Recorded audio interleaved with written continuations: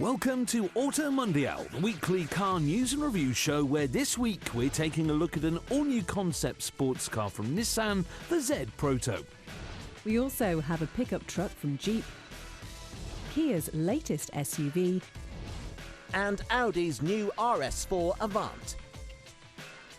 That's all coming up, but first...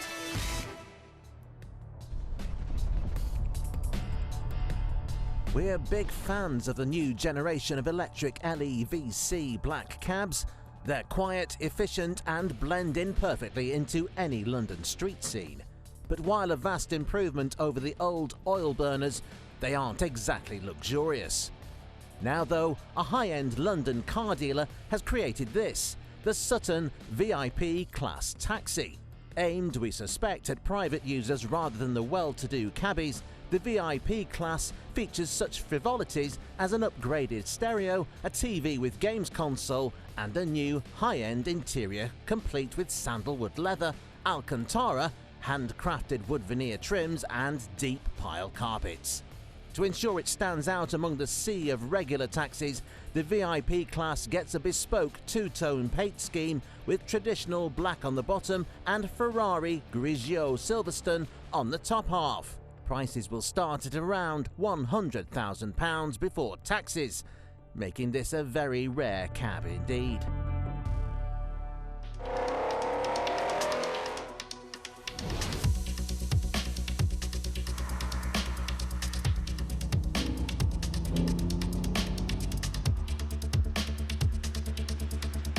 Look back at the history of the automobile and there are some cars that are hard to ignore. The Volkswagen Golf, the Porsche 911, the Mini and surely this, the Jeep.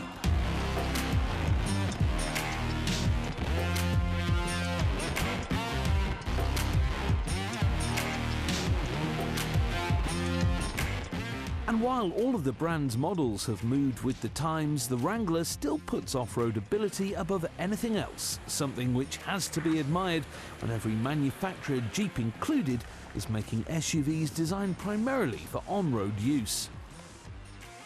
So what's been done to make this rudimentary off-roader an SUV rival?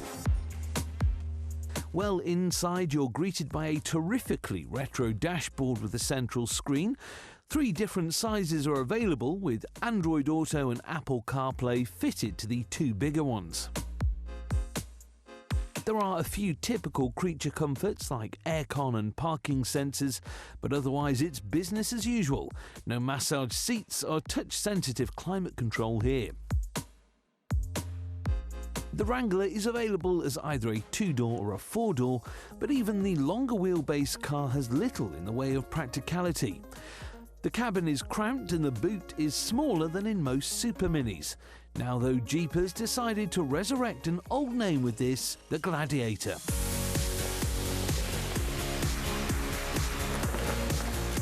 Jeep's first pickup truck in almost 30 years. It takes everything that's great about the Wrangler and gives it an extra dose of all-American flair. The standard Wrangler could never be accused of being practical, but the slightly more utilitarian Gladiator has been designed to be a genuine mid-sized truck competitor and not just some retro fashion statement. Taking on the likes of the Ford Ranger and Chevy Colorado, it gets a 3.5-ton towing capacity and all of the signature Jeep off-road ability. With its excellent ground clearance, low approach angles, locking differentials and low-range gearbox on high-spec Rubicon models, it's virtually unstoppable off-road. In fact, unless you're really trying, you'll find the Gladiator takes whatever you throw at it with complete ease. It doesn't have all of the advanced off-road tech that you get on modern Land Rovers, but the Jeep proves that you just don't need it if you've got plenty of grunt. On the road, it's fair to say that the Jeep is less impressive. While the big balloon tyres make it really comfortable, show the Jeep a corner and things start to come undone. There's lots of body roll as the 2-ton box leans over, but it's a characteristic that's common in this class, and eventually you start to enjoy its wayward handling as you hustle it down country roads. But while the Wrangler is available around the world with a choice of engines, The Gladiator will be sticking firmly to American soil with a 3.6-litre Pentastar V6 as the sole engine option. Inside, the interior is the same as the Wranglers, with chunky controls and a tough, durable feel. It does get some more space for rear seat passengers though, and different trim levels have lots of interesting Easter eggs, like a portable wireless speaker and even a mini power washer. The Gladiator then does exactly what it was designed for. It's a fun truck for ploughing through mud and rocky valleys, or the perfect convertible holiday car for a sunny beach. But it gets some all-important practicality too, making it every bit as usable as its conventional rivals. Yes, it's more expensive, but with its old-school styling, removable doors and convertible roof, it's also a lot more fun.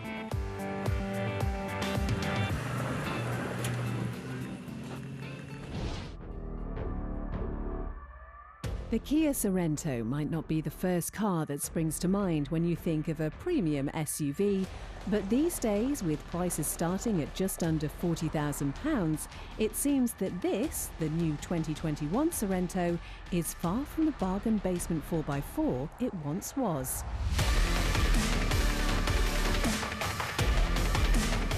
So is Kia's new flagship posh enough to justify that price tag? Well, first things first, it does still come with Kia's enviable 7-year warranty, something that should keep the brand's budget-conscious buyers on side. It also looks the part. No longer a Mercedes ML knockoff, the new Sorento has a style all of its own with a bold, muscular look. The front end is angular and sharp, while at the rear the boxy shape is complemented by modern creases, clearly inspired by the US market Kia Telluride. It's a lot more distinctive than the old car, not that that was particularly difficult. So is it a success inside as well? Well, once again, it's certainly a big step up from the old car. It may not be quite as stylish as some of the more expensive rivals, but it's modern, interesting and well made. To help justify the new price tag, the digital cockpit is fitted as standard to all models, while high-spec cars also come with a large 10-inch infotainment screen, complete with Apple CarPlay and Android Auto. There are 7 USB ports, one for each passenger, and a wireless phone charger on board, along with a host of safety tech, including driver attention warning, trailer stability assist, and intelligent speed limit assist, which changes the speed setting of the active cruise control depending on the road. That's all very impressive, but what really counts in this class is practicality. This new car is slightly larger than the one it replaces, and as such, it has easily enough space on board for 5 adults, 7 at a push. As with most 7-seaters, the third row is probably best left for children. There are, for now, just 2 engines to choose from, a 226 brake horsepower 1.6-litre petrol hybrid and a 199 horsepower 2.2-litre diesel. A plug-in hybrid version is also expected in the near future. So then, how does it compare to its rivals? Well, first up is an old favourite in this class, the Nissan X-Trail. It may be a bit less agricultural than previous versions, but the X-Trail is still great value, with prices for the basic 2-wheel drive entry-level cars starting at under £27,000. It still looks the part too, although the interior is starting to feel its age. It gets all the kit you'd expect, but it isn't quite as slick as the more modern Kia. The cabin is a little dark and dingy, and isn't as premium as the plush Sorentos. So how about another upmarket Korean SUV? The Hyundai Santa Fe is back with a bold new style, and we have to admit, looks fantastic. The cabin isn't bad either, with loads of room and plenty of gadgets. It gets all the usual smartphone connectivity, plus a new 12.3-inch digital display in front of the driver in place of dials. As modern and slick as it all looks though, Hyundai has kept plenty of physical buttons to make controls easy to use while driving. There are buttons for the climate control, heated seats and shortcuts for the infotainment. Sharing a platform with the Sorento, the Hyundai is available with the same two engines. Prices are on par too, putting them both at the top end of the budget in this class. There are, of course, several cheaper options, but few strike the same balance between practicality and desirability as the Kia and the Hyundai. After the break, Nissan's new Z car and a fast Audi estate.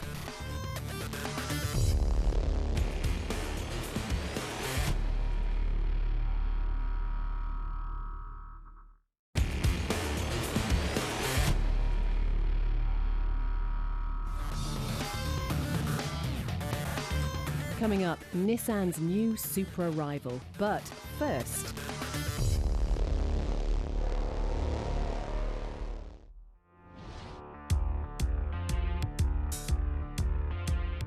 as we well know, Audi has long had a love affair with the fast estate. Since the first version in the 90s, there have been various fast Avants, both big and small, with the RS6 and RS4 respectively. But while these were always available as saloon cars as well, they're both now only available as estate cars.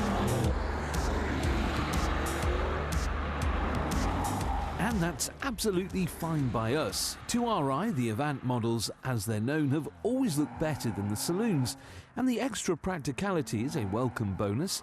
After all, space for flat pack furniture is almost as important as your 0 to 60 time.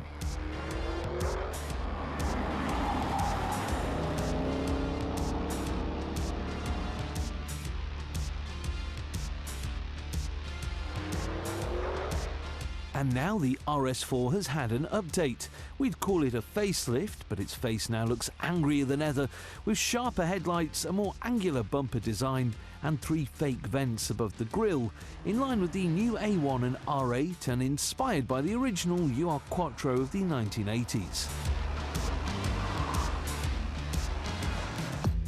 The arches are slightly more pronounced, making it 30mm wider than a regular A4, while at the back we find some new lights to completely subtle redesign, while some new colours and wheel options are thrown into the mix for good measure.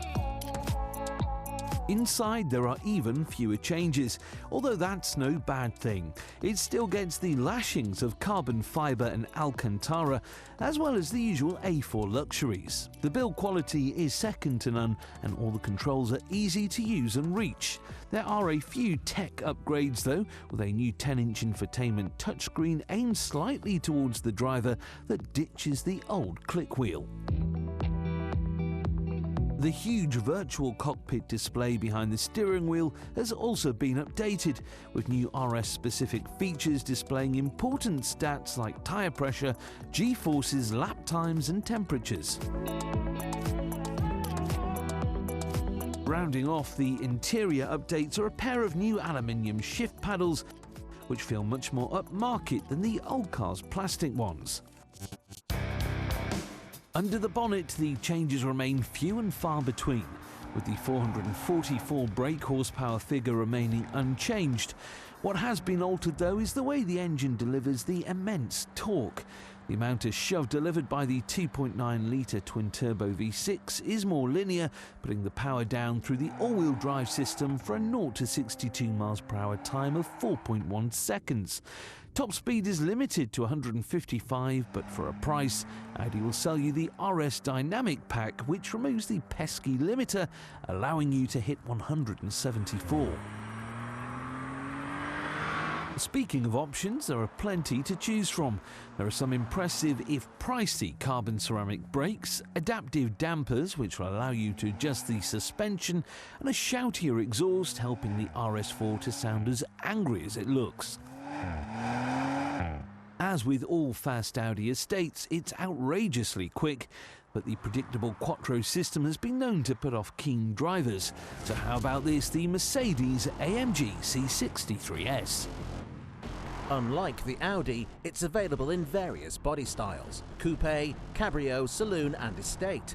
All get the same engine, a magnificent twin-turbo 4-litre V8 churning out 503 brake horsepower. Also, unlike the Audi, all of that power is sent via a 9-speed gearbox to the rear wheels, making this very much a driver's car. The V8 sounds glorious, with an old-school deep rumble like a proper AMG product. It looks a bit subtler than the RS4, although we do prefer the Audi's interior both for style and usability. Performance is virtually identical, despite its extra power. 0 to 62 takes the same 4.1 seconds, while top speed is an identical 174. However, the Audi is cheaper, with prices starting at about £64,000, with the Merc starting at about £10,000 more. So what do you get for all that extra cash? Well, it's a little more driver-focused, with all the power going to the rear wheels for a more dynamic drive. The Audi, though, is still a great all-weather missile. It's well built, beautifully styled, and as fast as you could possibly hope for. But with a new BMW M3 estate on its way for the first time next year, will the Audi and Mercedes still be the obvious choices?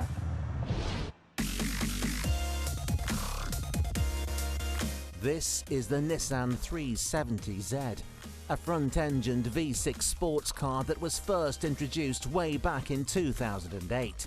Hardly a groundbreaking design when it was new, it was a charming car that felt decidedly old school, with its big engine driving the rear wheels through a manual gearbox.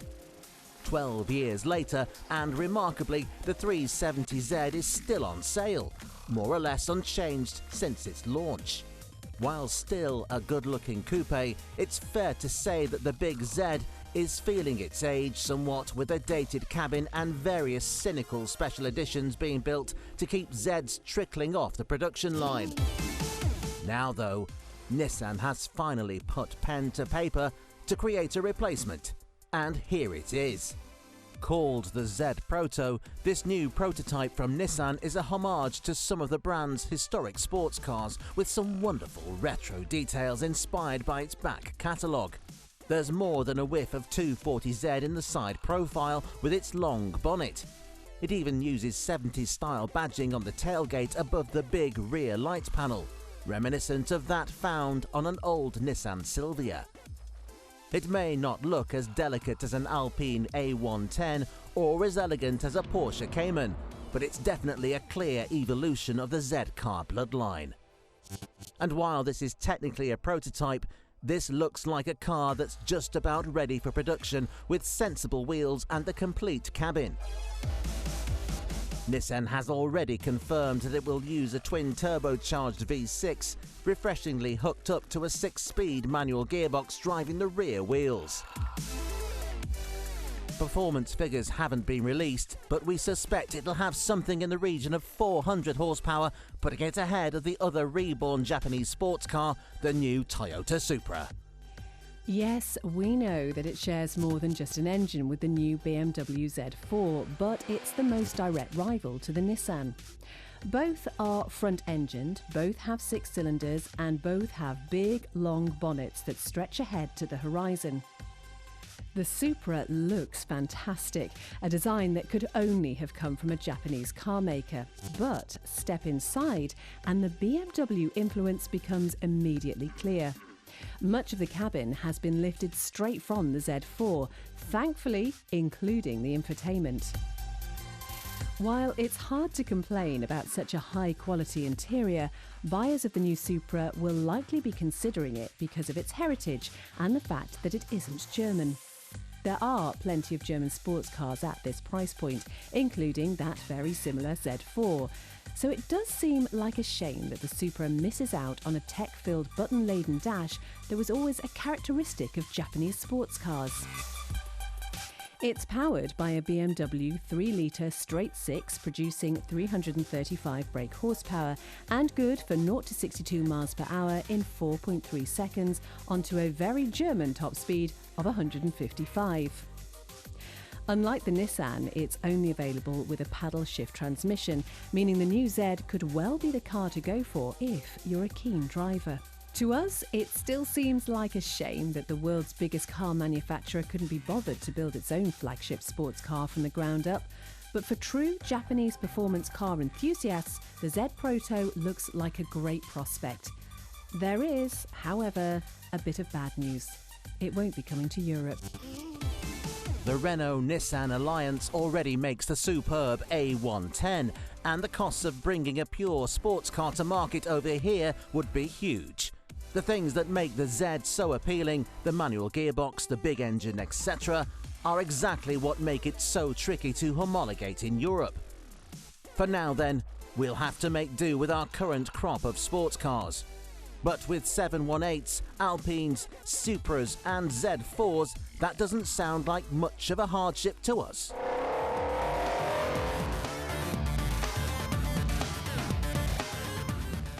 Join us again next week on AutoMundial as we take a look at the new Jaguar F-Type.